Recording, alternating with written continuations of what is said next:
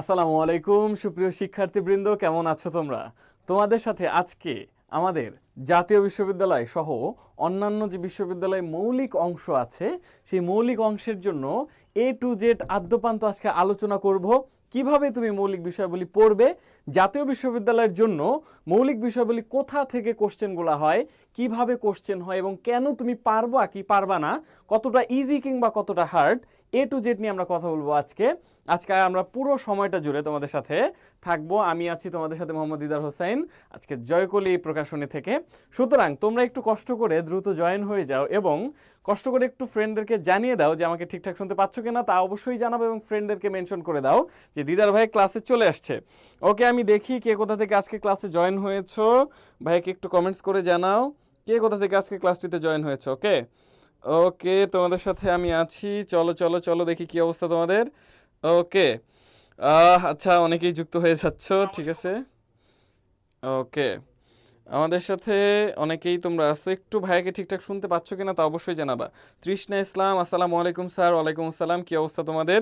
ওকে, আমরা আজকে মৌলিক জিকে নিয়ে আলোচনা করব। শুধু কি পৌরনীতি না ভাই, শুধু পৌরনীতি ও সুশাসন নিয়ে আলোচনা করব না, পাশাপাশি হিস্ট্রি হিস্ট্রি কিন্তু তোমাদের মেইন জিকেতেও আছে। সুতরাং আজকের হিস্ট্রি ক্লাসটাতেও তোমাকে অবশ্যই ভালোভাবে থাকতে হবে। সুতরাং একটু ফ্রেন্ডদেরকে মেনশন করে দেবা, অবশ্যই অবশ্যই একটু ফ্রেন্ডদেরকে তোমরা একটু মেনশন করে দাও। ওকে ওকে, চলো। আচ্ছা, পৌরবী আক্তার নরসিংদী থেকে। আল্লাহ, নরসিংদী! এবছর ভূমিকম্প যেখান থেকে শুরু হলো, নরসিংদী। ওকে, বণিক তৃষা আছি। ওকে, পৌরবী আক্তার ঠিক আছে। ওকে, ঠিক আছে, তাহলে চলো আমরা একটু দেখব আমরা কি বললাম। আজকে আলোচনা করব পৌরনীতি ও সুশাসন থেকে শুরু করে আজকে আমরা আলোচনা করব হিস্ট্রি মানে ইতিহাস। দেখো, তোমাদেরকে প্রথমেই বলি মৌলিক জিকে থেকে তোমরা যারা ন্যাশনাল ইউনিভার্সিটিতে এক্সাম দেবা তাদের তো অবশ্যই অবশ্যই একটা জিকের একটা পার্ট থাকে যেখানে বাংলাদেশ এবং ইন্টারন্যাশনাল কোশ্চেন হয়। এর পাশাপাশি জাতীয় বিশ্ববিদ্যালয়ে কিন্তু ভাইয়া কি থাকে কোশ্চেন জানো তো? জাতীয় বিশ্ববিদ্যালয়ে কিন্তু এই অধ্যায় ভিত্তিক বা আমাদের হচ্ছে মেজরলি আমাদের সাবজেক্ট ভিত্তিক জিকে থাকে। ধরো হচ্ছে আমি যদি বলি পৌরনীতি ইতিহাস থেকে এমসিকিউ থাকবে, এরপরে আমাদের হিস্ট্রি থেকে এমসিকিউ থাকবে, অর্থনীতি থেকে এমসিকিউ থাকবে। প্রত্যেকটা জিনিস তো ভাই ধরে ধরে দেখাবই। পাশাপাশি আজকে আমরা শুরু করব পৌরনীতি থেকে। কোনটা থেকে? পৌরনীতি। ওকে, এখন পৌরনীতি নিয়ে যখন আমরা প্রথমেই কথা বলি ভাইয়া, পৌর শব্দটা আসছে কোত্থেকে?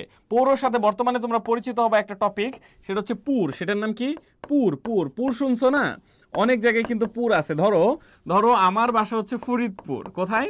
ফরিদপুর। ওকে, আমার গ্রামের বাসা হচ্ছে ফরিদপুর, মেজরলি থাকি থাকি ঢাকা। এখন দেখো এই যে যে পুর আছে শেষে, পুর, দেখো ফরিদপুর, এরপরে তুমি দেখো হচ্ছে সিঙ্গাপুর, তুমি যতগুলা পুর দেখবা এই সবগুলা পুর মিন্স আগে এই পৌর থেকে আসছে। পৌর কি? পৌর হচ্ছে ভাই বেসিক্যালি নগর। পৌর কি? পৌর হচ্ছে মেজরলি নগর। নগর নগরকে বলি আমরা পৌর। নগর কি বললাম? নগর। নগর নগরকে আমরা বলি হচ্ছে মেজরলি পৌর। পৌর কথা কি বুঝছো? তো সেই পৌরনীতি আজকে পড়বো। রাজনীতির একটা গুরুত্বপূর্ণ কনসেপ্ট, দেশের যে নীতি, পাশাপাশি সুশাসন। ভাই শাসন বললেই হবে না, শাসনটাকে সু করতে হবে। সু মানে কি? সু মানে হচ্ছে যেই জিনিসটা আমাদের জন্য সকলের জন্য কল্যাণকর সেটাকে বলে সু। তো সুশাসন পড়বো, পৌরনীতি পড়বো, তার সাথে আমরা অ্যাড করে কি পড়বো? অ্যাড করে আমরা হচ্ছে হিস্ট্রি টপিকটা পড়বো। এবং এবং তোমরা যারা হচ্ছে জাতীয় বিশ্ববিদ্যালয়ে ভর্তি প্রস্তুতি নিবা তাদের জন্য এক জিনিসেই যথেষ্ট, তার নাম হচ্ছে এই আমাদের জাতীয় বিশ্ববিদ্যালয়ে ভর্তি সহায়িকা মানবিকের যে বইটা। এখানে তুমি বাংলাদেশ ইন্টারন্যাশনাল সব পেয়ে যাবা, পাশাপাশি সাবজেক্টিভ জিকেও পাবা এবং বাংলা এবং ইংলিশ যে টপিকটা আছে সেই টপিক থেকেও এ টু জেড সবকিছু পেয়ে যাবা। তাহলে চলো আমরা যদি প্রথমেই বলি আমাদের এই যে যে তোমার জাতীয় বিশ্ববিদ্যালয়ে ভর্তি প্রস্তুতিতে তোমাকে তো একটা বই ফলো করতেই হবে। তুমি যদি আমাদের বইটা দেখো, দেখো আমাদের এখানে কত সুন্দর করে সাজানো আছে প্রত্যেকটা টপিক। দেখো প্রথমেই যদি পৌরনীতির কথা বলি ভাইয়া, দেখো এই পৌরনীতির টপিকটা খুব সুন্দরভাবে দেখো। পৌরনীতির সুশাসন প্রথম পত্র আছে, এরপরে পৌরনীতি ও সুশাসন আমাদের দ্বিতীয় পত্র আছে এখানে। ওকে, দেখো এখানে আমাদের প্রথম পত্র, এখানে আছে আমাদের দ্বিতীয় পত্র। ওকে, দ্বিতীয় পত্র আছে। দেখো এখানে আমাদের পৌরনীতি ও সুশাসন প্রথম পত্রে যতগুলো টপিক হতে পারে দেওয়া আছে। সেকেন্ড পেপারে যতগুলা টপিক হতে পারে সবগুলা দেওয়া আছে। ইভেন ধরো শুধু পৌরনীতির কথা বলছি তা না, ধরো ইতিহাস, ইতিহাস নিয়ে খুব সুন্দর করে। এখন তুমি তো ভাই এত ডিটেলসে পড়তে পারবা না, তোমার জন্য দেখো খুব সুন্দর করে 401 থেকে 422 এর মধ্যে মাত্র 20 পেজের মধ্যে আমাদের পুরো পৌরনীতি টপিকটা শেষ করা হয়েছে। ইতিহাস টপিক মানে তোমাকে কিভাবে খুব অল্প পড়ে সর্বোচ্চ পরিমাণ চান্স পাওয়া যায় এবং ধরে বেঁধে দেখো সেই জিনিসটা দেখানো হয়েছে। পাশাপাশি পাশাপাশি আমরা যদি প্রথমে পৌরনীতি থেকে শুরু করি, দেখো শুরু করি প্রত্যেকটা টপিক আমরা কিভাবে সাজিয়েছি। এখন প্রথমেই আমরা পৌরনীতির টপিকগুলো যদি একটু আলোচনা করতে যাই, দেখো এখানে আমাদের খুব সুন্দর করে প্রত্যেকটা টপিক দেওয়া আছে, ধরে ধরে যদি আমরা একটু আলোচনা করি। এখানে আমাদের পৌরনীতি সুশাসন সম্পর্কে গুরুত্বপূর্ণ তথ্যাবলী। এখন তোমাদের ক্ষেত্রে প্রথম প্রশ্নটা হয়ে থাকে, ভাই পৌরনীতি মানে কি? পৌরনীতি মানে কি? হ্যাঁ, পৌরনীতি মানে কি? এই পৌরনীতি পড়ছো না? পৌরনীতি তো পড়ছো, পৌরনীতি মানেটাও তোমরা জানো অনেকেই। ওকে, আল্লাহ তোমাদের সেই কি কমেন্টস, আল্লাহ সবাই চলে আসছো, এই আমার ভন্ডগুলো সব চলে আসছে না? ওকে ওকে ওকে, অনেকেই তোমরা আছো, সবার কমেন্টস দেখবো এ টু জেড। একটু সাথে থাকো, আমরা ক্লাসটা আগে একটু করাই। দেখো কি বললাম, গুরুত্বপূর্ণ তথ্যাবলী। দেখো এই যে আমাদের প্রাচীন গ্রিস, ভাই একটা সভ্যতার নাম আছে, তার নাম গ্রিক সভ্যতা। কি সভ্যতা? গ্রিক সভ্যতা। সেই গ্রিক সভ্যতা থেকে আধুনিক নগর রাষ্ট্রের জন্ম হয়েছে।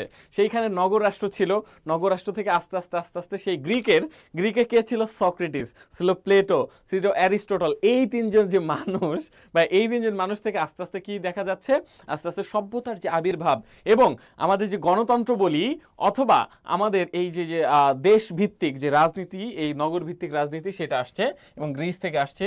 এবং এটাকে যে গ্রিসের যে সেই সময় এই আমাদের এই যেটাকে বলি পৌরনীতি, হ্যাঁ, পৌরনীতির ইংলিশ কি? পৌরনীতির ইংলিশ হচ্ছে সিভিক্স, CIVICS, সিভিক্স। এই সিভিক্স অর্থ পৌরনীতি, এবং সিভিক্স ওয়ার্ডটা আসছে গ্রিক শব্দ থেকে, এবং এটা বেসিক্যালি মেজরলি আমাদের সিভিক্স অর্থ কি? সিভিক্স অর্থ হচ্ছে নাগরিক। কি? নাগরিক। ওকে, নাগরিক, নগর সম্পর্কিত। ওকে, নগর সম্পর্কিত।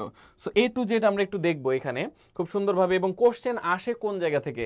ধরো তুমি ইন্টারমিডিয়েটে পৌরনীতি পড়ছো বা পড়ো নাই, যদি পড়ে থাকো দেখবে এত মোটা একটা বই, ভাই এত মোটা একটা বই কি পড়া সম্ভব এখন এই সময় এসে?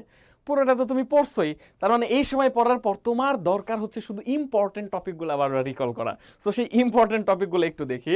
দেখো ইম্পর্টেন্ট টপিকগুলা, সুশাসন শব্দটি প্রথম ব্যবহার করে কারা? দেখো এখানে খুব সুন্দর করে সুশাসন শব্দটি প্রথম ব্যবহার করে, একদম প্রথম ব্যবহার করা হয় 1989 সালে, এবং এটা ব্যবহার করে প্রথম বিশ্ব ব্যাংক। কোন ব্যাংক?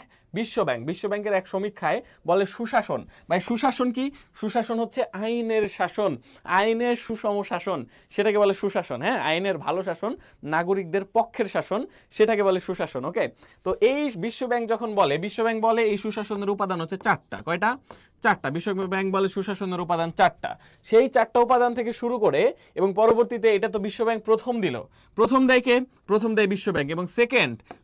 ওকে, দ্বিতীয় দেয় হচ্ছে, এরপরে আমরা দেখি হচ্ছে বিশ্ব ব্যাংকের পরে আরো দেয় হচ্ছে জাতিসংঘ। কে দেয়? জাতিসংঘ। হ্যাঁ, এই জাতিসংঘের একটা বিশেষ সংগঠন আছে, তার নাম হচ্ছে UNDP, United Nations development programme. UNDP. এই ইউএনডিপি কি করে? ইউএনডিপি হচ্ছে এই সুশাসন সম্পর্কিত ডিটেলসে কথা বলে, যে এখানে বিশ্ব ব্যাংক বলে চারটার কথা, এবং সুশাসন সম্পর্কে ইউএনডিপি বলে 6টার কথা। কয়টা? 6টা উপাদানের কথা। 6টা উপাদানকে কেন্দ্র করে সুশাসন। হ্যাঁ, তো আমরা একটু নিচের দিকে গেলে তুমি দেখবা, আধুনিক রাষ্ট্রগুলো হলো জাতি রাষ্ট্র। ভাই বর্তমান সময় যে রাষ্ট্রগুলা, সেই রাষ্ট্রগুলা কি? সেই রাষ্ট্রগুলো হচ্ছে জাতি রাষ্ট্র। ওকে ওকে ওকে ওকে আচ্ছা, সৈয়দ রেশাদ, গত বছর এমন সময় জাতীয় বিশ্ববিদ্যালয়ের জন্য ভাইয়ের ক্লাসগুলো করতাম, আজকেও চলে আসলাম। আল্লাহ, রেশাদ চলে আসছো। গত বছরও কিন্তু আমরা ন্যাশনাল ইউনিভার্সিটির যে চ্যাম্পিয়ন কোর্সটা ছিল, সেখান থেকে কিন্তু প্রতিদিন ক্লাস নিতাম, এবং আমরা বলেছিলাম প্রত্যেকটা টপিক ধরে ধরে শেষ করব। আমিই ক্লাস নিয়েছিলাম, আমার সাথে অনেক স্টুডেন্ট সংযুক্ত ছিল, এবং তোমরা দেখতে পাচ্ছ এই বছর আমরা চলে আসছি ইনশাল্লাহ। পুরো সময়টা জুড়ে তোমাদের সাথে অবশ্যই থাকবো। ঠিক আছে, অবশ্যই থাকবো। চলো আমরা একটু দেখি আমাদের জিকের কনসেপ্ট। এরপরে দেখো, পৌরনীতি প্রধান আলোচ্য বিষয় কি? নাগরিক অধিকার সম্পর্কিত, নাগরিক অধিকার ও কর্তব্য। তোমাদের সবার কমেন্টস দেখবো, ঠিক আছে। এবং দেখো, প্রাচীন গ্রিসের যে নগর রাষ্ট্র ছিল, সেটার নাম হচ্ছে এথেন্স বা স্পার্টা, এথেন্স এবং স্পার্টা। এবং তোমাদেরকে আমি একটু আগে যেটা বললাম, যে প্রাচীন যে গ্রিক সভ্যতাটা ছিল, গ্রিক সভ্যতা, যেখান থেকে আমাদের কি হয়েছে, যেখান থেকে আধুনিক নগর রাষ্ট্রগুলোর জন্ম হয়েছে। ওকে, তো এই গ্রিসের হচ্ছে দুইটা গ্রিক সভ্যতা যেটা ছিল, যেখানে আমাদের বেসিক্যালি সক্রেটিসকে পাই, সক্রেটিস। এরপরে আমরা পাই হচ্ছে অ্যারিস্টটল। এরপর কাকে পাবো? সক্রেটিসের পরে পাবো সক্রেটিসের শিষ্য, তার নাম হচ্ছে প্লেটো। সক্রেটিসের পরে পাবো প্লেটো। হ্যাঁ, এই প্লেটোর পরে কাকে পাবো? প্লেটোর পরে পাবো হচ্ছে অ্যারিস্টটল। অ্যারিস্টটল, ঠিক আছে, এই অ্যারিস্টটলকে পাবো। ইন ডিটেলস সবাইকে নিয়ে পাবো, সবাই সম্পর্কে, প্রত্যেকটা জিনিস সম্পর্কে ইন ডিটেলস কথা বলা আছে আমাদের এই যে জয়কলির যে বইটা, সেই বইটা যেটা ন্যাশনাল ইউনিভার্সিটি চ্যাম্পিয়ন কোর্সের জন্য জয়কলির ভর্তি সহায়িকা বইটা, এবং এই বই থেকেই কিন্তু আজকে ইন ডিটেলস ক্লাস নিব। সো তোমরা যদি কেউ জাতীয় বিশ্ববিদ্যালয়ের জন্য ভর্তি প্রস্তুতি নিয়ে থাকো, এক কথায় অসাধারণ একটা বই হবে আমাদের এই জয়কলি বিশ্ববিদ্যালয়ের যে আমাদের জয়কলির যে জাতীয় বিশ্ববিদ্যালয়ের ভর্তি সহায়িকা বইটা আছে। দেখো এখানে আমাদের ইন ডিটেলসে আমি যদি যাই এখানে দেখা আছে আমাদের ইন ডিটেলসে, দেখো খুব সুন্দরভাবে প্রত্যেকটা জিনিস বলা আছে। দেখো পৌরনীতি একটি প্রবাহমান সমাজবিজ্ঞান। ভাই পৌরনীতি আসছে কোত্থেকে? পৌরনীতি আসছে সমাজবিজ্ঞান থেকে, এবং পৌরনীতির আলোচ্য বিষয় হচ্ছে রাষ্ট্র, সরকার এবং আইন। দেখো পৌরনীতি সম্পর্কে সমাজবিজ্ঞান থেকে কেন বললাম? পৌরনীতি নিয়ে কি নিয়ে আলোচনা করে? রাষ্ট্র নিয়ে। বা রাষ্ট্র তৈরি হয়েছে কি দিয়ে? রাষ্ট্রের একটা উপাদান বা সমাজ রিলেটেড উপাদান। পাশাপাশি রাষ্ট্র কিন্তু অসংখ্য ক্ষুদ্র ক্ষুদ্র পরিবার নিয়ে গঠিত। তো এই পরিবার বলি, সমাজ বলি, রাষ্ট্র বলি, প্রত্যেকটা টপিক নিয়ে যেহেতু আমাদের রাষ্ট্রবিজ্ঞান কথা বলে এবং সমাজ নিয়ে কথা বলে সমাজবিজ্ঞান, সো পৌরনীতি হচ্ছে একটা প্রবাহমান বিষয়। কার বিষয়? সমাজবিজ্ঞানের বিষয়। এবং এটা কথা বলে বেসিক্যালি রাষ্ট্র নিয়ে, রাষ্ট্রের সরকার নিয়ে এবং আইন নিয়ে। ভাই যদি আইন না থাকে মানে একটা রাষ্ট্র কিভাবে চলবে বিশৃঙ্খলা? যদি সরকার না থাকে তাহলে তো অসম্ভবই। আর রাষ্ট্রের যে কনসেপ্ট সেটা নিয়ে এখানে ইন ডিটেলসে কথা বলা আছে। এবং দেখো এখানে আমাদের এই যে গ্রিসের যে আমাদের দেখো অ্যারিস্টটল, প্লেটো, ঠিক আছে। দেখো এখানে কয়েকটা বই আছে, একটা নাম হচ্ছে দ্য পলিটিক্স। এই পলিটিক্স বইয়ের রচয়িতা হচ্ছে অ্যারিস্টটল, এবং এই অ্যারিস্টটল যেহেতু পলিটিক্স বইটা লিখেছে, পলিটিক্স মানে কি? রাষ্ট্রবিজ্ঞান, ওকে, বা হচ্ছে আমাদের রাজনীতি। এই জন্য অ্যারিস্টটলকে বলা হয় রাষ্ট্রবিজ্ঞানের জনক। অ্যারিস্টটলকে কি বলা হয়? রাষ্ট্রবিজ্ঞানের জনক। রাষ্ট্রবিজ্ঞানের জনক হচ্ছে অ্যারিস্টটল। ক্লিয়ার? শুধু কি রাষ্ট্রবিজ্ঞান?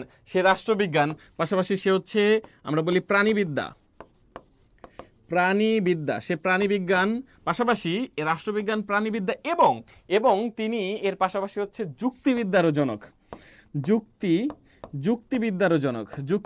জনক। এই আমাদের অ্যারিস্টটলের কয়েকটা বিখ্যাত উক্তি আছে, তোমরা জানো যে তিনি বলেন হচ্ছে মানুষ রাজনৈতিক ও সামাজিক জীব। তিনি মানুষকে বলেছেন by nature man is political এবং সোশ্যাল এনিম্যাল, ঠিক আছে। মানুষ রাজনৈতিক এবং সামাজিক জীব কেন বললো? কারণ মানুষ আচরণ করে রাষ্ট্র যেভাবে পরিচালনা করে সেভাবে, রাষ্ট্র যেভাবে আমাদের দিক নির্দেশনা দেয় সেভাবেই কিন্তু মানুষ তার আচরণ করে। এবং সমাজে একটা মানুষ যখন বসবাস করে তখন সমাজ রিলেটেড আচরণগুলো কিন্তু সে করে, ওকে। সো এগুলো আমরা পাইলাম। এবং তার আরো কিছু উক্তি ছিল আমাদের এই অ্যারিস্টটলের আরো কিছু বিখ্যাত উক্তি। তিনি বলেন যে সমাজে বসবাস করে না, ভালো করে পয়েন্ট টু বি নোটেড, যে সমাজে বসবাস করে না, হয় সে পশু, না হয় সে কি, না হয় সে দেবতা। কারণ সমাজে একটা মানুষ যদি সুশৃঙ্খলভাবে বসবাস করতে চায়, সে যদি একজন সভ্য মানুষ হতে চায়, তাকে সমাজে অবশ্যই বসবাস করতে হবে। একা মানুষ জীবনেও বসবাস করতে পারে না। সুতরাং সমাজে আমাদের দলগতভাবে বসবাস করতে হয়। এরপরে আর একটা বিখ্যাত বই দ্য রিপাবলিক। ভাই দ্য রিপাবলিক বইটা কার? দ্য রিপাবলিক বই হচ্ছে প্লেটো। এই অ্যারিস্টটলের শিক্ষক হচ্ছে প্লেটো। দেখো প্লেটো সম্পর্কে যখন আমরা ইন ডিটেলস বলবো, প্লেটোর হচ্ছে দ্য রিপাবলিক বই প্লেটো। প্লেটো সম্পর্কে যখন বলবো, প্লেটো হচ্ছে অ্যারিস্টটলের শিক্ষক, টিচার, ওকে। অ্যারিস্টটলের টিচার হচ্ছে আমাদের প্লেটোর দ্য রিপাবলিক বই আছে। পাশাপাশি এই প্লেটো কিন্তু আমরা জানি যে তার রিপাবলিক বইতে তিনি একটা কথা বলেছিলেন। কি কথা বলেছিলেন? তিনি এমন একজন শাসকের কথা বলছেন, বা তিনি এমন একজন শাসক মিন্স রাজাকে চান, যে রাজা হবে ফিলোসফার কিং। হ্যাঁ, এই ফিলোসফার কিং চেয়েছে প্লেটো। এবং প্লেটো বলছে যে সেই রাজা অবশ্যই কি করবে? সে রাজা অবশ্যই তার কোনো ছেলে থাকবে না। ভালো করে বুঝবে, এই রাজার কোনো বউ থাকবে না, রাজা জীবনে বিয়ে করতে পারবে না, রাজার কোনো ছেলে মেয়ে থাকবে না, এবং রাজার কোনো আয়ের যে খরচ করবে সে খরচ করার জায়গাও থাকবে না, এমন একটা জায়গা। কিন্তু বর্তমান সময় কি এটা সম্ভব? কেউ কি বিয়ে না করে সারা জীবন শুধু অন্যের জন্যই নিজের জীবন উৎসর্গ করবে? এরকম কি জিনিস সম্ভব? এইরকম সম্ভব না হলে এটা কল্পনা করেছিলেন প্লেটোর একজন আইডিয়াল স্টেট তিনি বলেছেন। এরপরে দাস ক্যাপিটাল একটা গুরুত্বপূর্ণ বই, যেটা কার বই? যেটা হচ্ছে আমাদের সমাজতন্ত্রের জনক বা আধুনিক সমাজতন্ত্রের প্রবক্তা, তার নাম কার্ল মার্কস। কি নাম? Karl Marx. তার একটা বই আছে দাস ক্যাপিটাল, আরটার নাম আছে the communist manifesto. Communist manifesto. The communist manifesto, তার মানে সমাজতন্ত্র সম্পর্কে তিনি ইন ডিটেলস কথা বলেছেন। দ্য কমিউনিস্ট ম্যানিফেস্টো কার বই? কার্ল মার্কসের বই। কার্ল মার্কস কোন দেশের?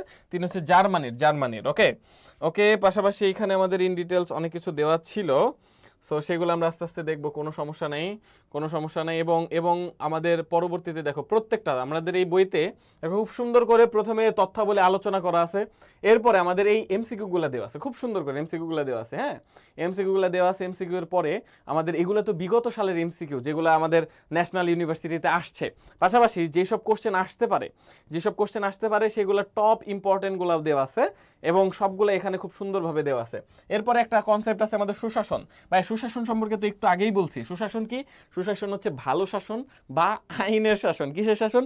আইনের শাসন। যেটা বেসিক্যালি প্রথম কথা বলে এটাকে নিয়ে বিশ্ব ব্যাংক।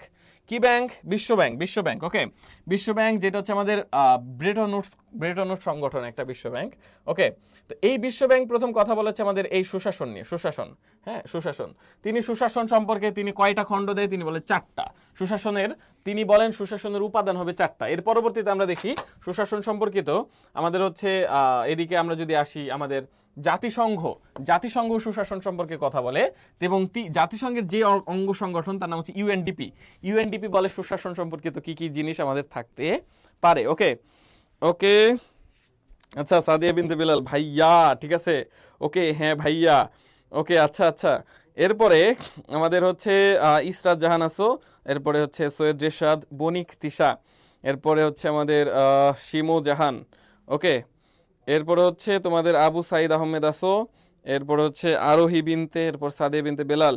ওকে, এরপর হচ্ছে পূরবী আক্তার আসো, সামিয়া জান্নাত নূর আসো, ফারজানা তিশা, অনেকেই তোমরা আসো, সবাইকে থ্যাংক ইউ। আমরা একটু দেখি ক্লাসটা বাকি অংশটা। ওকে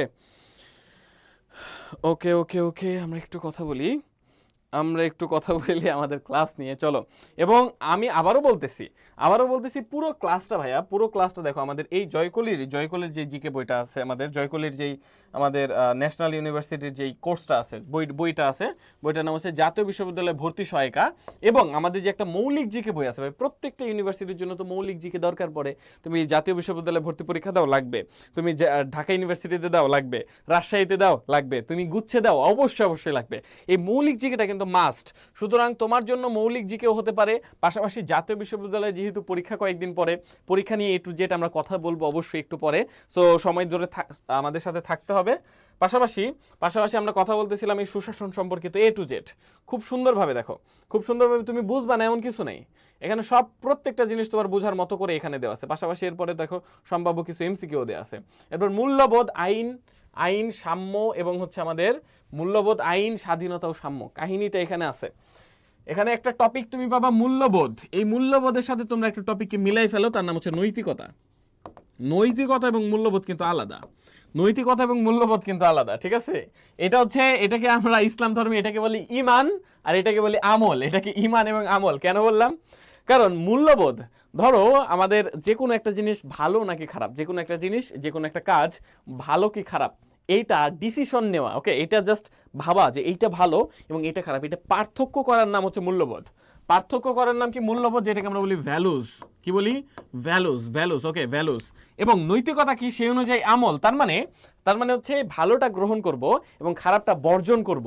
এই যে একটা ব্যাপার, মানে এটাকে বাস্তবায়ন করা, এই বাস্তবায়ন করার নাম হচ্ছে নৈতিকতা, যেটাকে আমরা বলি ইথিক্স। কি বলি? ইথিক্স। হ্যাঁ, ইথিক্স এবং হচ্ছে ভ্যালুজ হচ্ছে মূল্যবোধ। জাস্ট আমি ইমান আনলাম, তার মানে এটা মানে ভালো খারাপ এটা বুঝলাম, পাশাপাশি সে অনুযায়ী যদি আমল করি, তার মানে হচ্ছে যদি আমি সে অনুযায়ী পার্থক্য করে তারপর সে অনুযায়ী কাজ করতে পারি, সেটাকে আমরা বলবো নৈতিকতা বা ইথিক্স। ওকে, এরপর দেখো সক্রেটিস, খুব গুরুত্বপূর্ণ একটা জিনিস তুমি দেখবা, আগেকার দিনে যারা ছিল, সক্রেটিস, প্লেটো, অ্যারিস্টটল, এরা সবাই বেসিক্যালি ধর্মভিত্তিক ছিল এবং তারা সবসময় নৈতিকতার পক্ষে কথা বলতো। শুধু এরাই না, ধরো এই আমাদের এই এশিয়া মহাদেশে একজন বিখ্যাত প্রাচীন সময়ের এশিয়ার বা আমাদের এই প্রাচ্যের সক্রেটিস বলা হয় একজনকে, তার নাম হচ্ছে কনফুসিয়াস। চীনের একজন বিশিষ্ট আমাদের চিন্তাবিদ কনফুসিয়াস। সে কনফুসিয়াসও বলেছিল কিসের সম্পর্কে? তারা সবাই বলতো নৈতিকতা সম্পর্কে। তোমার তাই করা উচিত যা নৈতিক, যা অন্যের জন্য ভালো, যা নিজের জন্য ভালো, যা সমাজের জন্য ভালো। ওকে, তো সেই কনসেপ্টগুলো আমাদের অবশ্যই বিল্ড আপ করতে হবে। ওকে, এরপরে দেখো আইনের সুপ্রাচীন বা প্রাচীনতম উৎস হচ্ছে প্রথা। প্রথা থেকে আইন আসে এবং আইনের প্রধান উৎস হচ্ছে আইনসভা। আইনসভা ইন ডিটেলস এখানে প্রত্যেকটা জিনিস আমাদের বিস্তারিত দেওয়া আছে। মূল্যবোধ স্বাধীনতা কি কি হতে পারে সেটা সম্পর্কে বলা আছে। এরপর ধরো স্বাধীন, আমাদের আরেকটা গুরুত্বপূর্ণ টপিক হচ্ছে এখানে তুমি দেখতে পাচ্ছ ই গভর্নেন্স। ই গভর্নেন্স, ই গভর্নেন্স কি ভাইয়া? ই গভর্নেন্স তার মানে শাসন। সেই শাসনটাকে বর্তমান সময়ে তো আর চাইলে আমি যে ঘন্টার পর ঘন্টা গিয়ে লাইনে দাঁড়ায় তারপর হচ্ছে একটা কাজ করব, সেরকম বর্তমানে পাবলিক না। সবাই অনলাইন ভিত্তিক হয়ে যেতে চায়। আইডি কার্ডগুলো অনলাইনে চলে আসবে, তোমার যে কোনো কাজ তুমি অনলাইনে করবা। এই যে একটা ব্যাপার অনলাইন ভিত্তিক যে শাসন, সুশাসন, সেটাকে আমরা বলি ই গভর্নেন্স, যেটা বেসিক্যালি কিসের মাধ্যমে আসে? বেসিক্যালি এটা আসে হচ্ছে ইন্টারনেটের আবির্ভাবের পরবর্তীতে এটা কিন্তু আসে। ওকে ওকে, ই গভর্নেন্স সম্পর্কে ইন ডিটেলস এখানে বলা আছে। সো আমরা দেখলাম আজকে আমাদের আলোচনার যে মেইন টপিক, এই টপিক এই সব ব্যাপারে হচ্ছে আমাদের ইন ডিটেলস হচ্ছে আমাদের আলোচনা করা আছে। এই যে আমাদের জয়কলির যে জাতীয় বিশ্ববিদ্যালয়ে ভর্তি সহায়িকা বইটা আছে, এবং পাশাপাশি ইতিহাস, এই টপিক তো তোমাকে অবশ্যই দেখতে হবে। ইতিহাস টপিক তো তোমাকে অবশ্যই দেখতে হবে। দেখছো ইতিহাস, ইতিহাস এইখান থেকে তোমার তো শুধুমাত্র ন্যাশনাল ইউনিভার্সিটি তা না, তুমি ঢাকা ইউনিভার্সিটিতে পরীক্ষা দেবা তাও তোমার ইতিহাস লাগবে। ইতিহাস ছাড়া কোনোভাবেই সম্ভব না। দেখো ইতিহাস, ইতিহাস আমরা যদি ইতিহাস থেকে শুরু করি, ইতিহাসের গুরুত্বপূর্ণ কিছু টপিকের মধ্যে, ওকে ওকে দেখো ইতিহাস। তো এই ইতিহাসের গুরুত্বপূর্ণ কিছু টপিক যদি আমি বলি, ভারতবর্ষ থেকে ইউরোপীয় আগমন, ইংরেজ আধিপত্য প্রতিষ্ঠা। দেখো ভারতবর্ষে ইউরোপীয়রা আসলো কিভাবে? ইউরোপীয়রা ভারতে জলপথ আবিষ্কার করতে গিয়ে ইউরোপীয়রা কিন্তু কি আমেরিকাও আবিষ্কার করে ফেলেছিল, সেই কাহিনী তোমরা জানো, তোমাদেরকে সেগুলো পড়াইছি আমি। এবং এবং হচ্ছে এবং আমাদের দেখো এই যে ইউরোপের কাহিনী যখন আমরা বলবো, ধরো ধরো এটা হচ্ছে আমাদের পুরা ইউরোপ মহাদেশের এইখানে এরকম করে আছে এশিয়া, আমাদের আফ্রিকা, এটা ইউরোপ, এটা আফ্রিকা, হ্যাঁ। এখানে হচ্ছে আমাদের আছে এইভাবে এশিয়া, ঠিক আছে, এশিয়া আছে এত বড় করে। এখানে হচ্ছে আমেরিকা, উত্তর আমেরিকা, দক্ষিণ আমেরিকা, হ্যাঁ। তো এই ইউরোপীয়রা এইখান দিয়ে এখানে আসা পসিবল ছিল না, কারণ এখানে পুরোটা মাটি, তো মাটির মধ্যে দিয়ে তো আসতে পারবে না। আগে তো নৌকা ছিল, তো নৌকা দিয়ে জাহাজ হয়ে তারা এইখান দিয়ে আসার জন্য, জলপথ আবিষ্কার করার জন্য তারা চেষ্টা করে, এবং এই চেষ্টায় সফল হয় ভাস্কো দা গামা। কে হয়? ভাস্কো দা গামা আমাদের 1498 সালে, 1498 সালে ভাস্কো দা গামা প্রথম ভারতে আসার জলপথ আবিষ্কার করে। পাশাপাশি এইখানে ভারতে আসতে গিয়ে একটা লোক, সে হচ্ছে এদিকে পুরো আমেরিকায় চলে আসে, তার নাম হচ্ছে কলম্বাস। তার নাম কি? কলম্বাস। ওকে, তার নাম হচ্ছে কলম্বাস, ঠিক আছে, ক্রিস্টোফার কলম্বাস। এই ক্রিস্টোফার কলম্বাস কি করে? সে ভারতে আসার জলপথ আবিষ্কার করতে গিয়ে সে পুরো আমেরিকা মহাদেশ আবিষ্কার করে ফেলে, ক্রিস্টোফার কলম্বাস। এই হচ্ছে কাহিনী। এবং তারপর থেকে আমরা দেখি ভারতে তারা আসে এবং আসার পরে তারা কি করে? তারা হচ্ছে মেজরলি এখানে ব্যবসা করার জন্য আসলেও পরে তারা এখানে পুরো হচ্ছে উপনিবেশ দখল করে ফেলে। এবং ইন ডিটেলস এখানে যা আছে আমাদের জন্য ইম্পর্টেন্ট টপিক হচ্ছে তারা যে ভারতবর্ষে আসলো এবং আসার আগেও এবং পরেও কারা কারা এখানে কি কি শাসন করছে, তো সেইটা নিয়ে আমাদের ইন ডিটেলস কথা বলতে হয়। প্রথমেই তোমাদের কাছে জিজ্ঞাসা করব, ইতিহাসের জনককে? তোমরা আমাকে বলো তো ইতিহাসের জনককে?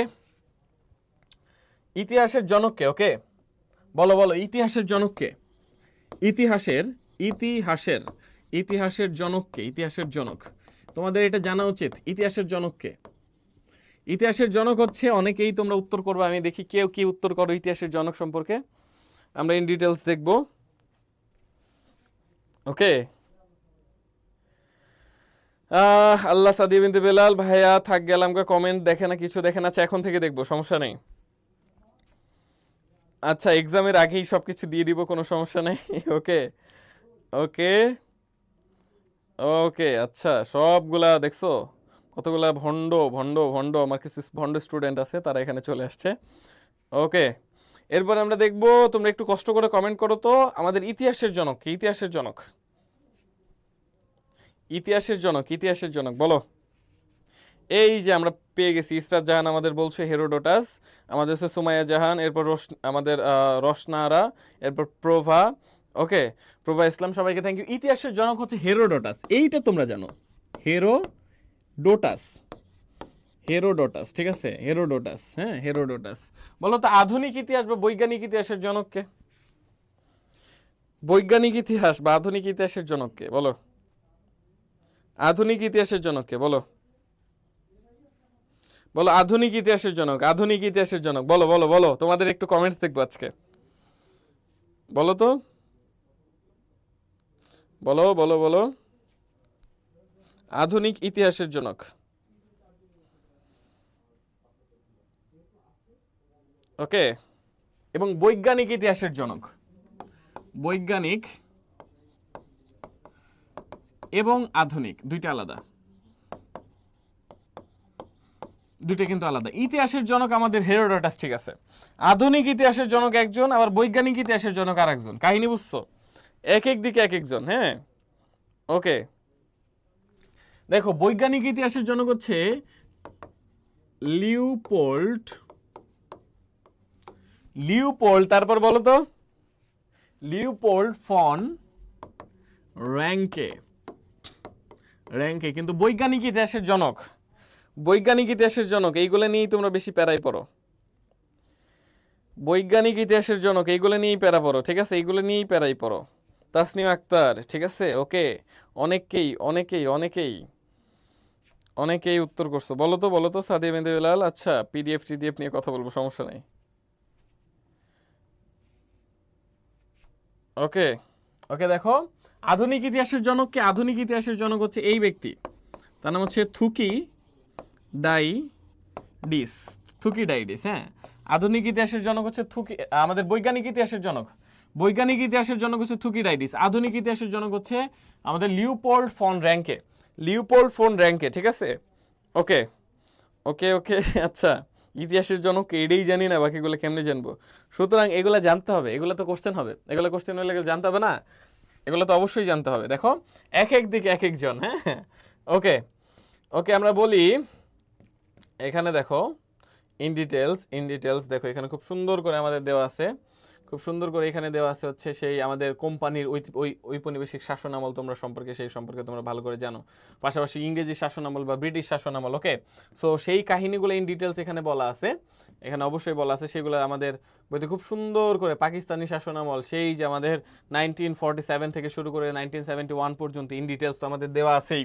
তোমাদের সাথে আমরা এখন চলে যাব আমাদের এমসিকিউ পার্ট নিয়ে, এমসিকিউ পার্ট নিয়ে, এমসিকিউ পার্ট নিয়ে। বলো, সিটিজেন চার্টারের বাংলা প্রতিশব্দ কি? এটার উত্তর করো। 1 নম্বর কোশ্চেনের উত্তর করো। সিটিজেন চার্টার, সিটিজেন চার্টার এর বাংলা প্রতিশব্দ কি? বাংলা, বাংলা। এই যে আমাদের আমাদের হচ্ছে ইসরাত জাহান আধুনিক ইতিহাসের জনক লিওপোল্ড ফন র্যাঙ্কে, আর বৈজ্ঞানিক ইতিহাসের জনক হচ্ছে থুকিডাইডিস, বুঝছো? ওকে, বলো এই কোশ্চেনের উত্তর করো, এই কোশ্চেনের উত্তর করো। আমরা কি বললাম? সিটিজেন চার্টারের বাংলা প্রতিশব্দ কি? সিটিজেন চার্টার, সিটিজেন চার্টার, ঠিক আছে।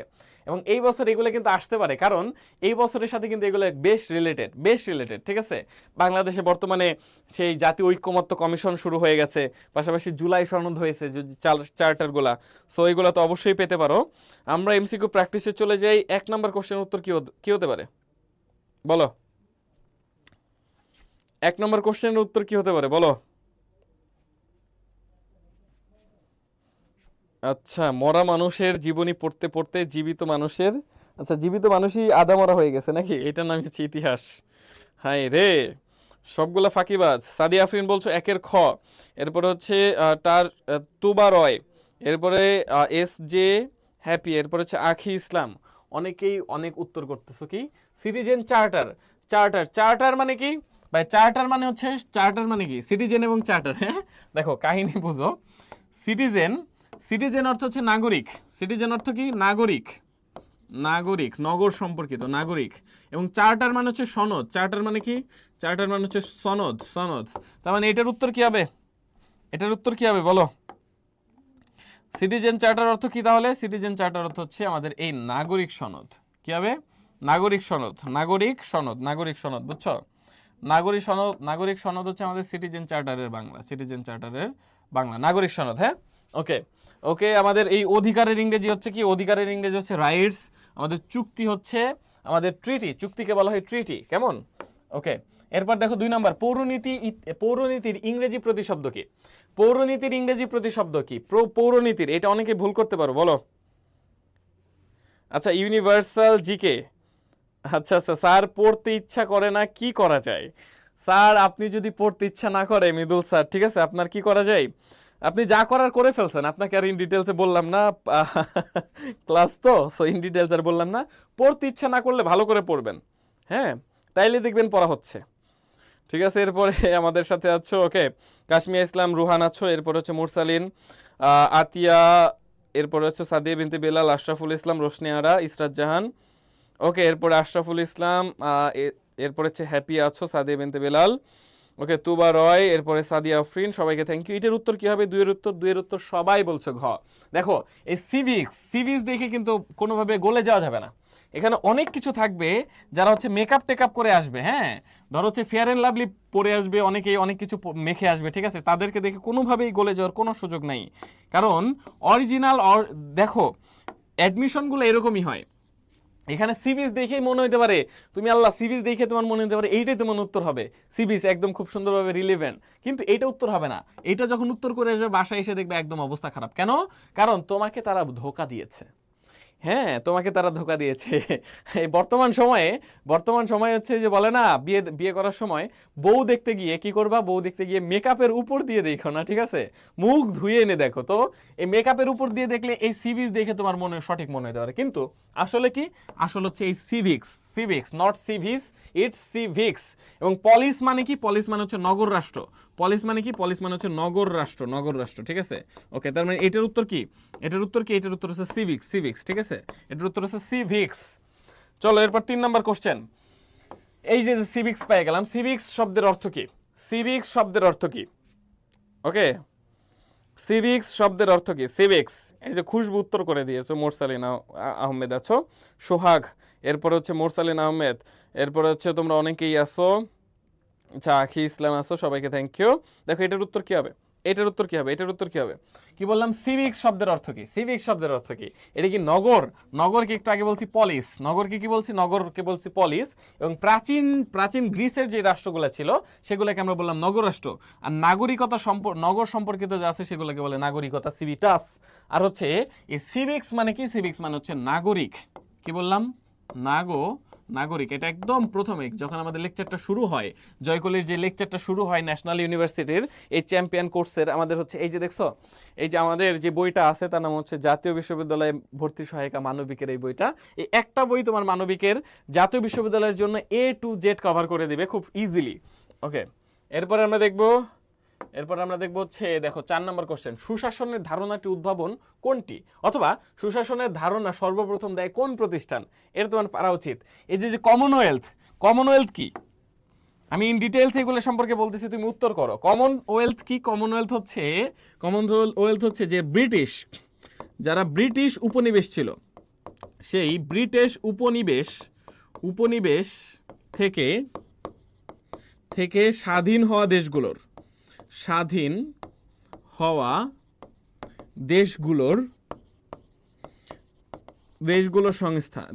সংস্থা বা সংগঠন। ব্রিটিশ কলোনি ছিল না পুরো পৃথিবী জুড়ে বিভিন্ন দেশে ব্রিটিশ কলোনি ছিল।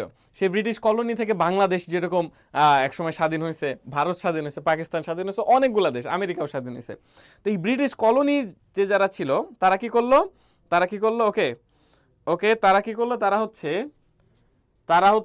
তারা হচ্ছে বেসিক্যালি একটা সংগঠন করলো, তার নাম হচ্ছে কি, তারা যে সংগঠনটার নাম করলো সেটার নাম দিল হচ্ছে কমনওয়েলথ। কি নাম দিল?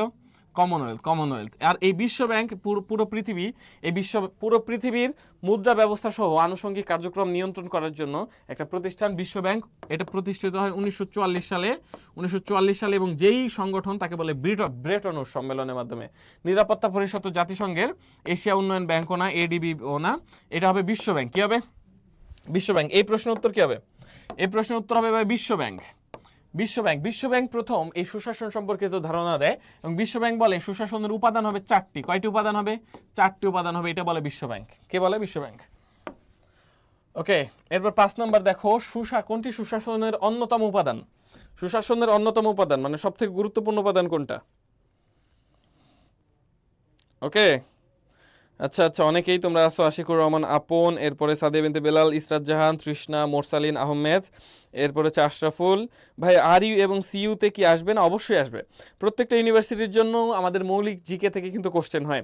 ইসরাত জাহান ইস্যু আছো, তাহমিনা বলছো, এরপর হচ্ছে ইসরাত জাহান, সাব্বির আহমেদ আছো 4-এর খ। ওকে, সাদিয়া বিনতে বেলাল বিশ্ব ব্যাংক।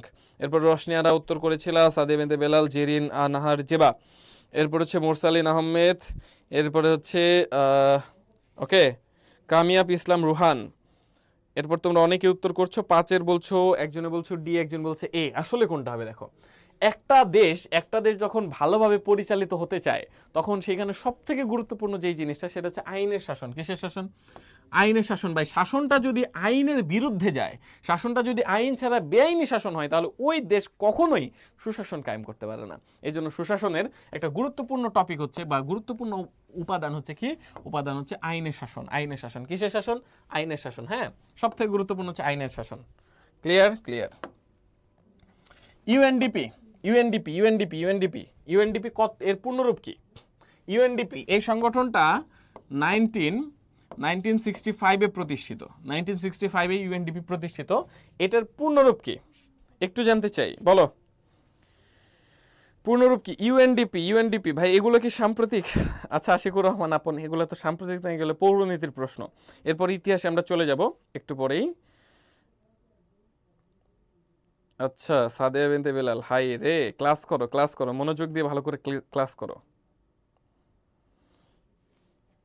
পোলাপান, সব ভালো হয়ে যাও, বুঝছো?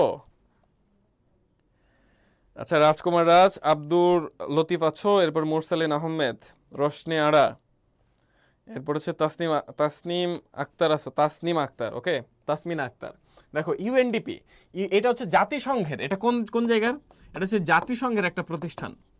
জাতিসংঘের একটা প্রতিষ্ঠান, যেই প্রতিষ্ঠানটা মেজরলি কি নিয়ে ডিসকাস করে? যেই যে পৃথিবীর যে ডেভেলপমেন্ট যে প্রোগ্রামগুলো আছে সেগুলো নিয়ে এটা ডিসকাস করে, এবং এরাই প্রথম সুশাসন জাতিসংঘের, এরা হচ্ছে জাতিসংঘের সুশাসন সম্পর্কে ধারণা দেয়। তারা বলে সুশাসনের উপাদান হচ্ছে 6টি, জাতিসংঘ বলে, ঠিক আছে? ওকে, এটা ইউনাইটেড নেশন জাতিসংঘের ডেভেলপমেন্ট মানে উন্নয়নের একটা programme, development programme, not development project, এটা ডেভেলপমেন্ট প্রোগ্রাম, ওকে ওকে, ঠিক আছে। চলো পরে কোশ্চেন আমরা দেখব। জাতিসংঘ সুশাসনের কয়টি সূচকের কথা উল্লেখ করে? জাতিসংঘ কয়টা উল্লেখ করে? বিশ্ব ব্যাংক বলে কয়টা? ওকে, বিশ্ব ব্যাংক উত্তর করো, এটার উত্তর করো। বিশ্ব ব্যাংক বলে হচ্ছে 4টা, বিশ্ব ব্যাংক বলে 4টা, বিশ্ব ব্যাংক বলে 4টা। তাহলে জাতিসংঘ কয়টা বলে? জাতিসংঘ কয়টা বলে? হাই রে, কি কমেন্টস তোমাদের! আচ্ছা ভাইয়ের পিডিএফ এর কমেন্টস তো পড়তেছে চোখে, কিন্তু এটা তো আমাদের ওকে সেই ক্লাস না, সেই ক্লাস সম্পর্কে আগামীকাল তো তোমাদের ক্লাস আবার হবে, সো সেইখানে ইন ডিটেলস কথা হবে, কোনো সমস্যা নেই। চলো আমরা এই কোশ্চেনের উত্তর করব। জাতিসংঘের সুশাসনের কয়টি সূচকের কথা উল্লেখ করা হয়েছে? জাতিসংঘের সুশাসনের কয়টা সূচকের কথা উল্লেখ করা হয়েছে একটু জানতে চাই, বলো। সাতের অনেকে উত্তর করছো এ, অনেকে বলছো 6 নাকি? রাজকুমার রাজ, এরপর আশরাফুল ইসলাম, সুমাইয়া, তৃষ্ণা ইসলাম, আব্দুল লতিফ, ওকে, এরপর ফারজানা হক আছো। হ্যাঁ সবাইকে থ্যাংক ইউ। এটার উত্তর কি হবে? বিশ্ব ব্যাংক বলে 4টা, কিন্তু জাতিসংঘের যে ইউএনডিপি আছে, ইউএনডিপি তারা বলে হচ্ছে কয়টা? তারা বলে হচ্ছে 6টা, তারা বলে 6টা। ক্লিয়ার? ওকে, এরপরে দেখো শক্তি নয় ইচ্ছাই রাষ্ট্রের ভিত্তি, উক্তিটি কার? বিভিন্ন ধরনের উক্তি আছে, বিভিন্ন ধরনের উক্তি আছে, এই উক্তিটা কার? ওকে, সীমা রতন আসসালামু আলাইকুম। ওয়ালাইকুম আসসালাম। ঠিক আছে, উত্তর করো এই কোশ্চেনটা, উত্তর করো। দেখি আমাদের 8 নম্বর কোশ্চেনের উত্তর কে কি করো। 8 নম্বর কোশ্চেনের উত্তর কে কি উত্তর দাও, বলো।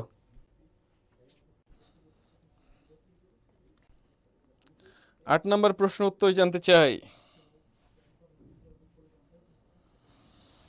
বলো বলো বলো।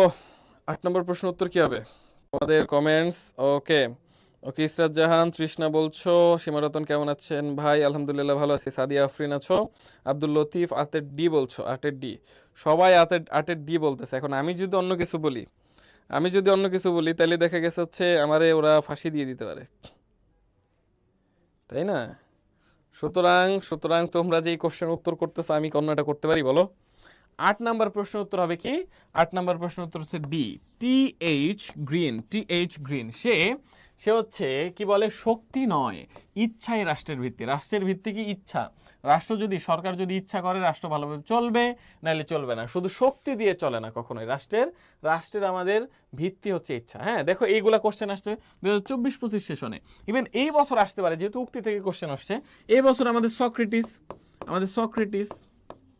সক্রেটিস, এরপর প্লেটো তাদের যে উক্তি আছে, প্লেটো, অ্যারিস্টটল, এদের উক্তিগুলো আসতে পারে। এদের উক্তির মধ্যে তো আমি বলছি সক্রেটিস এবং আমাদের প্লেটো এবং অ্যারিস্টটলের সম্পর্কে সক্রেটিসের কিছু উক্তি ছিল, যেরকম তিনি বলেন নো দাই সেলফ, নিজেকে চিনো, নো দাই সেলফ, নিজেকে চিনো। ঠিক আছে, এই যে বিখ্যাত কিছু উক্তি আছে, সেই উক্তিগুলো কিন্তু আমাদের দেখতে হয়। এই বছর এই উক্তিগুলো আসতে পারে, আমি তোমাকে বলতেছি আসতে পারে।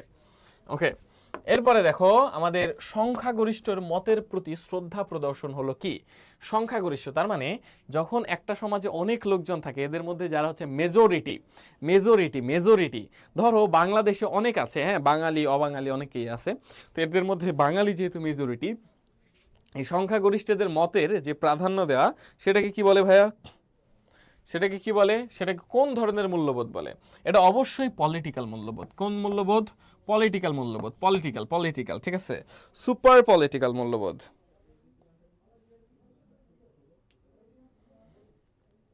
ওকে, তাসনিম আক্তার আসসালামু আলাইকুম স্যার। আচ্ছা, ওয়ালাইকুম আসসালাম।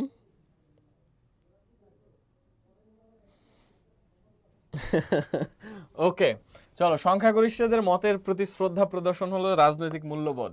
এরপর দেখো ই গভর্নেন্স মেজরলি কোনটার অন্যতম বাহন কোনটি? ই গভর্নেন্স কিসের মাধ্যমে আমাদের হয়? একটু আগেই তো তোমাদেরকে বলছি, আগে আমাদের লাইনে গিয়ে দাঁড়ায় থাকতে হতো, এখন কিন্তু সেটা করা লাগে না। এখন কি হয়? এখন আমরা চাইলে অনলাইনে অনেক কাজ করতে পারি। এই যে অনলাইনে অনেক কিছু কাজ করতে পারতেছি, এটা কিসের মাধ্যমে? নট ডাকঘর, এটা কোনোভাবে ইমেইল না, এটা ফেসবুকের মাধ্যমে না, এটা বেসিক্যালি ইন্টারনেটের মাধ্যমে। তার মানে উত্তর হচ্ছে কে? উত্তর হচ্ছে ইন্টারনেট। উত্তর কি? উত্তর আশরাফুল ইসলাম, সাদিয়া বিনতে বেলাল, এরপর হচ্ছে তৃষ্ণা, এরপর রাজকুমার রাজ, আব্দুল লতিফ, ওকে, তাসনিমা আক্তার। ওকে, অনেক উত্তর পেয়ে গেছি। এরপর আমরা যদি ইতিহাস থেকে কিছু কোশ্চেন নেই। ইতিহাস, এই যে সুন্দরভাবে, মুক্তিযুদ্ধে কোন বেতার কেন্দ্রের ভূমিকা অবিস্মরণীয় ছিল? আল্লাহ, মুক্তিযুদ্ধ চলে আসছে, গত বছর মুক্তিযুদ্ধ থেকে কোশ্চেন চলে আসছে। বলো তো এই কোশ্চেনের উত্তর দাও, এই কোশ্চেনটার উত্তর দাও, বলো এটার উত্তর কি হবে?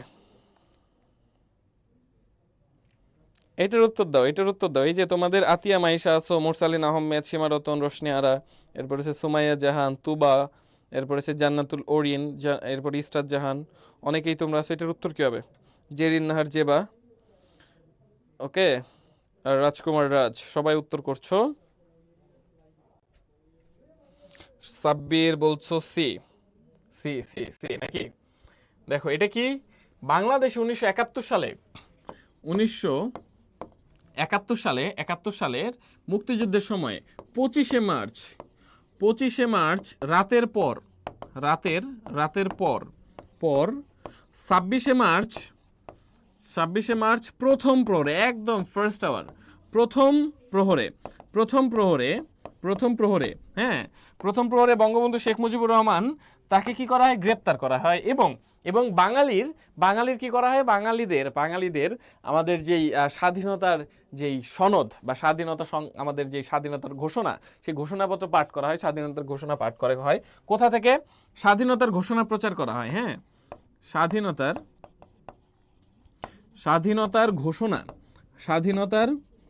ঘোষণা প্রচার করা হয়, কোথা থেকে? এটা হচ্ছে স্বাধীন বাংলা বেতার কেন্দ্র। কি বর্তমান নাম হচ্ছে স্বাধীন বাংলা বেতার কেন্দ্র, কিন্তু আগে এটার নাম কি ছিল জানো? এটার আগে কি নাম ছিল জানো? এটার আগে নাম ছিল স্বাধীন বাংলা বেতার কেন্দ্র, যে বর্তমান যেটাকে আমরা বলি স্বাধীন বাংলা বেতার কেন্দ্র। এটা তৎকালীন নাম ছিল কালুরঘাট বেতার কেন্দ্র। কি নাম? তৎকালীন নাম ছিল কালুরঘাট, এটার নাম ছিল কালুরঘাট বেতার কেন্দ্র। কালুরঘাট, এই কালুরঘাট বেতার কেন্দ্র, যেটা বর্তমান চট্টগ্রামের কালুরঘাট বেতার কেন্দ্র থেকে কি করা হলো? কালুরঘাট বেতার কেন্দ্র থেকে প্রথমেই স্বাধীনতার ঘোষণাপত্রটা পাঠ করা হলো। এবং বর্তমানে স্বাধীনতার ঘোষণাপত্র পাঠ করে, সেই সময় ঘোষণাপত্র পাঠ করেন শহীদ প্রেসিডেন্ট জিয়াউর রহমান। ওকে, শহীদ প্রেসিডেন্ট জিয়াউর রহমান। ওকে, এরপরে ইতিহাসের জনককে, এই যে পেয়ে গেছি আমরা, ইতিহাসের জনককে কার্ল মার্কস, তিনি হচ্ছে বেসিক্যালি মার্ক্সবাদ, অথবা এটাকে আমরা বলতে পারি আধুনিক সমাজতন্ত্রের জনক। আধুনিক সমাজতন্ত্রের জনক কে? Karl Marx. তার একটা বই ছিল দাস ক্যাপিটাল, তার একটা বই কি ছিল দাস ক্যাপিটাল, আর একটা বই ছিল কমিউনিস্ট ম্যানিফেস্টো, আর একটা কমিউনিস্ট ম্যানিফেস্টো। আবার এইদিকে আবুল ফজল, এই আবুল ফজল ছিল সম্রাট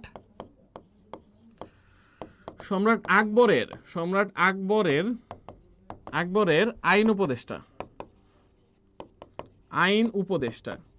উপদেষ্টা এবং এই ব্যক্তি একটা বই লিখেছিল, সম্রাট আকবরকে উপহার দিয়েছিল, আইনি আকবরী বা আকবরনামা। এর মাধ্যমে তিনি বলেছিলেন যে নতুন একটা ধর্ম আসবে, সেই ধর্মের নাম দিয়েছিলেন দ্বীন ই ইলাহি। ঠিক আছে,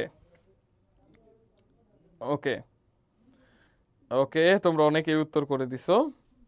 তার মানে, এবং এখানে আছে কে, এখানে আছে ইতিহাসের জনক হচ্ছে হেরোডটাস, এবং তিনি মিশরকে কি বলেছিলেন, মিশরকে নীল নদের দান বলেন, মিশরকে নীল নদের দান বলেছেন, মিশরকে নীল নদের দান কে বলেন, মিশরকে নীল নদের দান বলেন হেরোডটাস। আর আধুনিক ইতিহাসের জনক একটু আগেই পাইছি ফন র্যাঙ্কে, আর বৈজ্ঞানিক ইতিহাসের জনক হচ্ছে থুকিডাইডিস। ঠিক আছে, ওকে। এরপর আমরা পাবো 3 নম্বর কোশ্চেন উত্তর। ফরাসি ইস্ট ইন্ডিয়া কোম্পানি কোন সালে গঠিত হয়? এটা খুবই খুবই খুবই, আমি জানি অনেকেই তোমরা এটা ভুল করবা, এই কোশ্চেনটা উত্তর করো, অনেকেই জানি ভুল করবা, বলো এই কোশ্চেনটা উত্তর কি হবে? অনেকেই ভুল করবা। এটা কিন্তু ফরাসি east India company, not British east India company. বলো।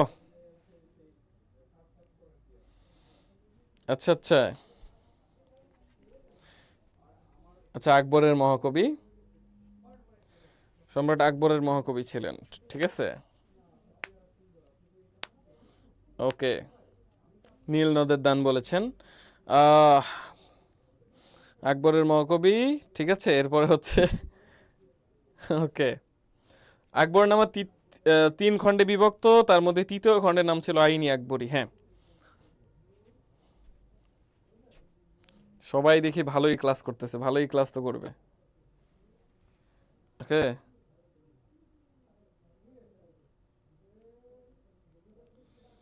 ওকে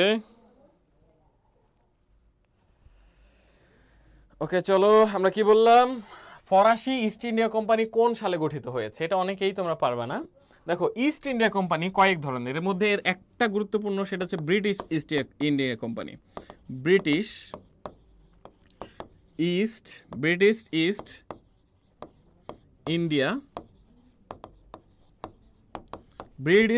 ইন্ডিয়া কোম্পানি।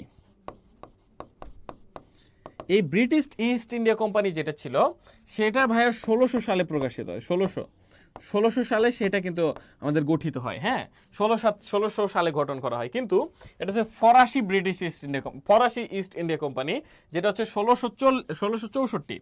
কত সাল? 1664, ঠিক আছে, 1664। হ্যাঁ, 1664 সালে ব্রিটিশ না ফরাসি ইস্ট ইন্ডিয়া কোম্পানি, ওকে,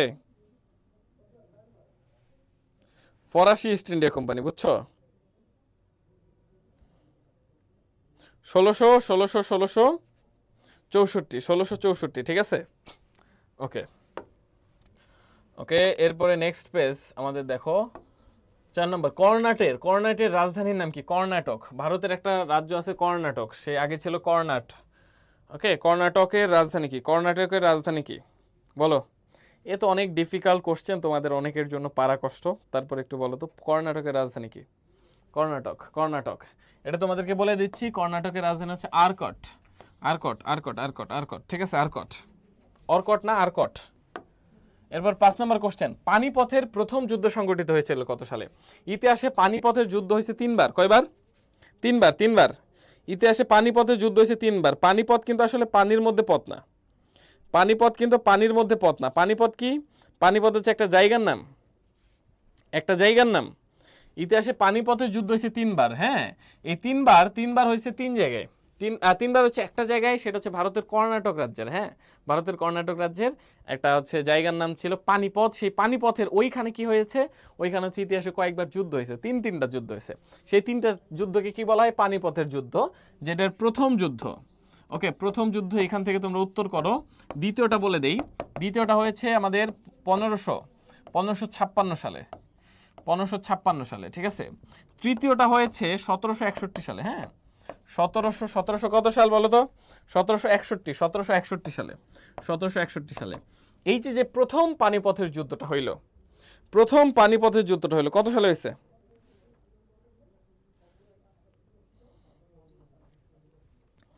ওকে, কত সালে হয়েছে? আমাদের সানজিদা বলছো, আরিফুল ইসলাম বলছো, রোশনি আরা, রাতুল, এরপর হচ্ছে আমাদের ইসরাত, রাতুল, এরপরে সাদিয়া বিনতে বেলাল, সীমা রতন, ওবায়দ হোসাইন। ভাই পানিপথের ডিটেলস চাই ভাই, ওবায়দ হোসাইন। আচ্ছা আচ্ছা, পানিপথের ডিটেলস বলতেছি। একবার এই ওবায়দ হোসাইনের সাথে আমি হচ্ছে বসে আছি, তো বসে আছি, হঠাৎ করে ফেসবুক স্ক্রল করতেছি, হঠাৎ করে আমি দেখি কি ফেসবুকে একটা পোস্ট, ইতিহাসে চতুর্থবারের মতো পানিপথের যুদ্ধ হলো, বিস্তারিত প্রথম কমেন্টসে, হ্যাঁ, বিস্তারিত লিঙ্ক প্রথম কমেন্টসে। তো ভাই সব লিঙ্কে তো ঢোকা যায় না, আমি কি করলাম, আমি ওই লিঙ্কটা ওপেন করলাম, যেহেতু আমরা জিকে টিচার, সো চতুর্থবারের মতো যদি পানিপথের যুদ্ধ হয় সেটা তো আমাদের পড়াইতে হবে। তা আমি আল্লাহ আল্লাহ করে আউজুবিল্লাহ বিসমিল্লাহ পরে ওই লিঙ্কে আমি প্রবেশ করলাম। প্রবেশ করার মধ্যে পরে দেখি না, ভালো একটা সাইটে নিয়ে গেছে।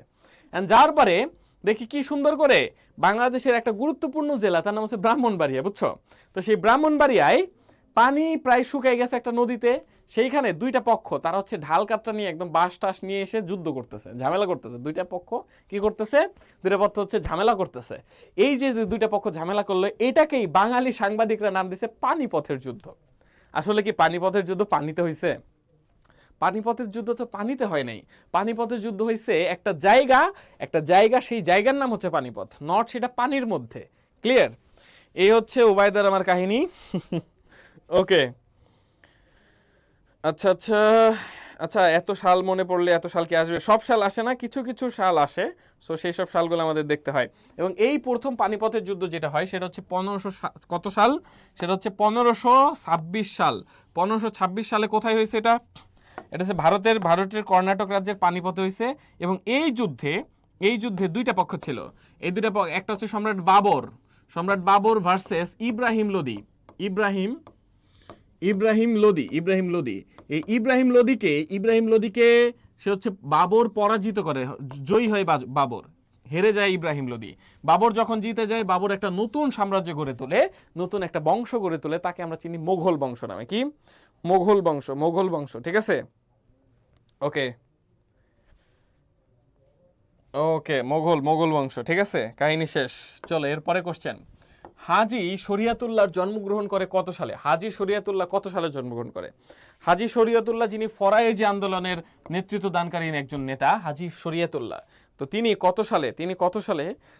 কত সালে জন্মগ্রহণ করেন? এর বাসা আমাদের এলাকায়, বুঝছো, হাজী শরিয়াতুল্লাহ। ওকে ওকে, চলো কি বললাম? হাজী শরিয়াতুল্লাহ তার জন্মসাল হচ্ছে, তোমরা অনেকেই এটা আসলে এত ডিপ থেকে কোশ্চেন হবে না আশা করি, তারপরে তোমরা একটু দেখতে পারো। হাজী শরিয়াতুল্লাহ হচ্ছে 1781 সালে তিনি জন্মগ্রহণ করেন। 1781 সালে তিনি জন্মগ্রহণ করেন হাজী শরিয়াতুল্লাহ। ওকে, হ্যাঁ, আমাদের রাতুল ইসলাম পারভেজ, জীবনে আর যাই করি ব্রাহ্মণবাড়িয়াতে বিয়ে করবো না। আরে বিয়ের কথা তো পরে, বিয়ের কনসেপ্টই তো পরে। আমি কি করি, ধরো একটা লাইনে আসি, বিশাল বড় একটা লাইন, সেই লাইনে যদি কোনোভাবে ব্রাহ্মণবাড়িয়ার কেউ থাকে, আমি ওরে আমার সামনে দিয়ে বলি, ভাই জীবন আগে, যদি বাইচে থাকি তাইলে একদিন না একদিন আমি লাইন ক্রস করতে পারবো, কিন্তু আগে যদি আমার কিছুটা হয়ে যায়, এই জন্য ব্রাহ্মণবাড়িয়ার কেউ যদি পিছনে থাকে, আমি হচ্ছে তার সামনে জায়গা করে দিই। এই ছেলে হচ্ছে আমি, বুঝছো? ওকে ওকে, তার মানে 1781 সালে হাজী শরিয়াতুল্লাহ, আমরা কি বললাম, মোহাম্মদ, এই যে এখানে একটা কোশ্চেন তুমি দেখতে পাচ্ছ, কি আছে, আমাদের মোহাম্মদ ইবনে আব্দুল ওয়াহাব কোন আন্দোলনের প্রবর্তক ছিলেন? এটা তোমরা অনেকে নাও পারতে পারো, একটু জানো।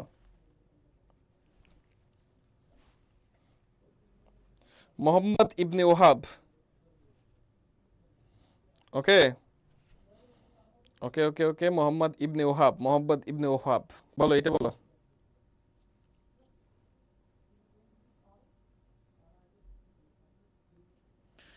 এটা বলো, এটা বলো, এটা বলো।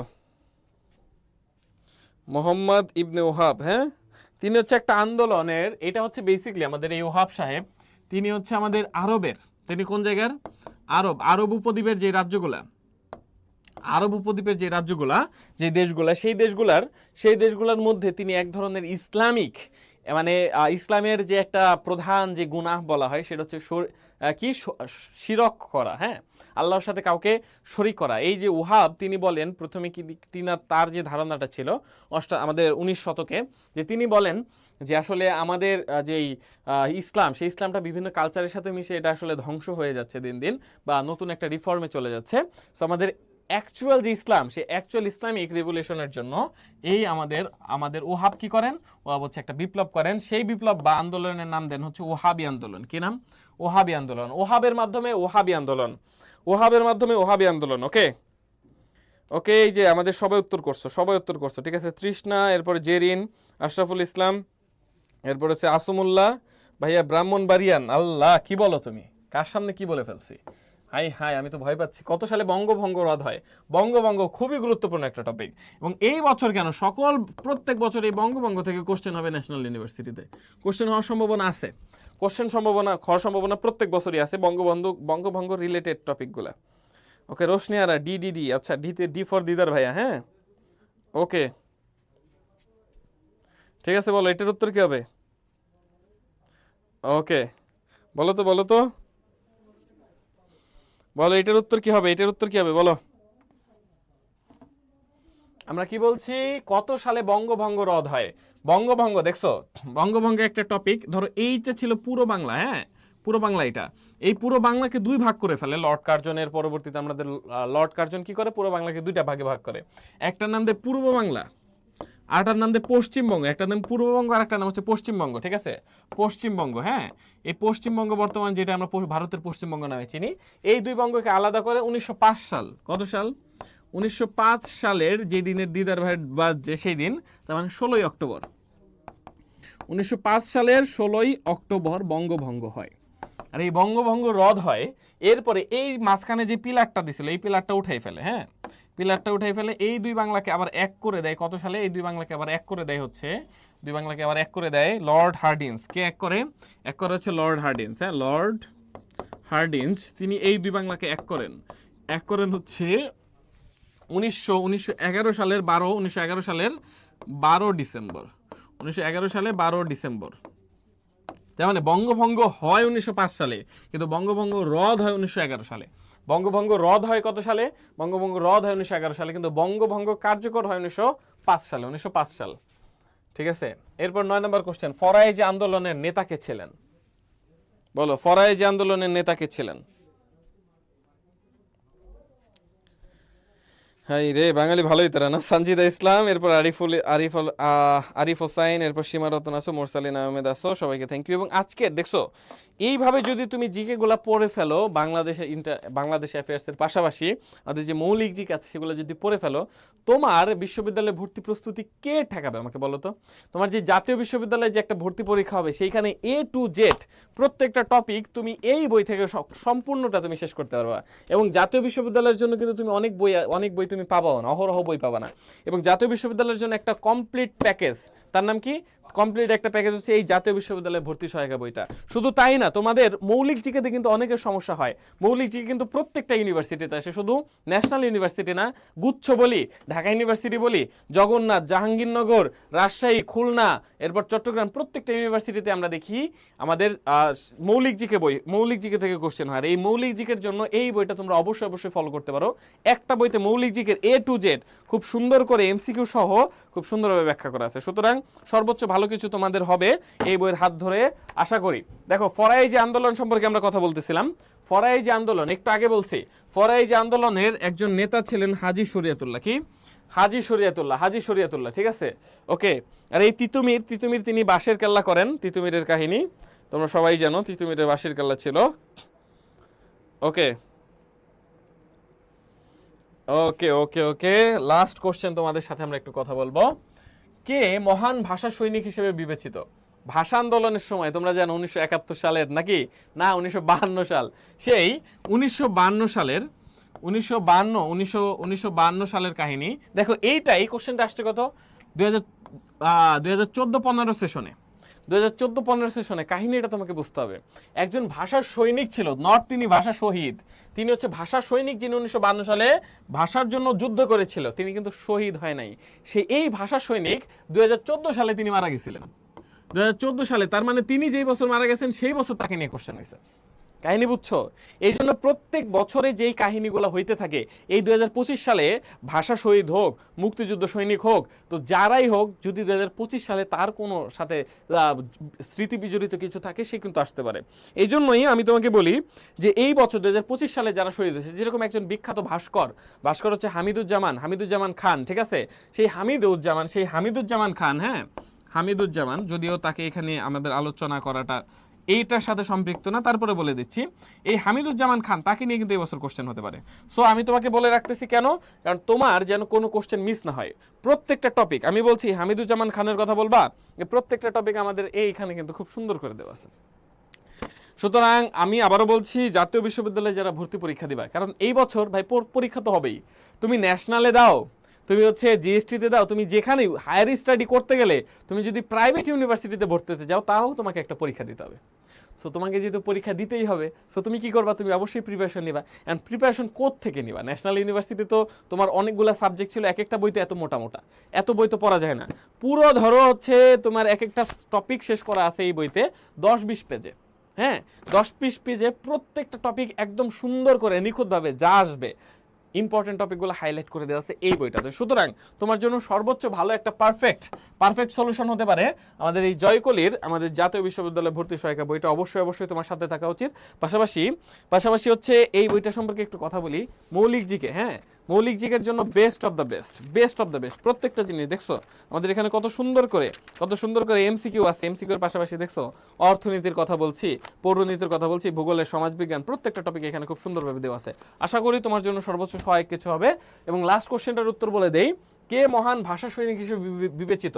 এবং ভাষা সৈনিক হিসেবে বিবেচিত কে? বলো। এটা তোমরা উত্তর করো তো। কি উত্তর করছো বলো? কি উত্তর করছো বলো? তিনি কিন্তু ভাষা নট শহীদ, তিনি একজন ভাষা সৈনিক। হ্যাঁ, ভাষা সৈনিক। তার নাম হচ্ছে আব্দুল মতিন। কি নাম?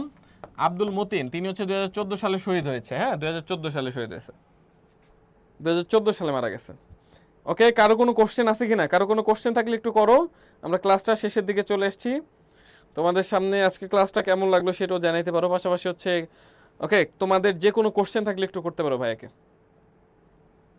যে কোনো কোশ্চেন, ক্লাস শেষ করে দেবো। বলো, কারো কোনো কোশ্চেন আছে কি?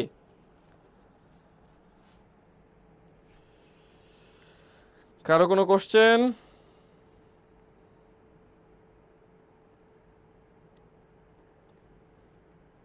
ওকে ওকে, তাহলে আজকের মতো আমরা এখানে শেষ করি। ইনশাল্লাহ তোমাদের সাথে আবার দেখা হবে। যে কোনো প্রয়োজনে, যে কোনো ধরনের সহায়তায় তোমাদের দিদার ভাই তো অবশ্যই তোমাদের পাশে আছে। জয়কলি প্রকাশনী অবশ্যই তোমাদের পাশের সাথে আছে। এবং একটা গুরুত্বপূর্ণ টপিক কি, আমি মানে আসলে বাস্তবধর্মী তোমাকে একটা দুটো কথা বলি।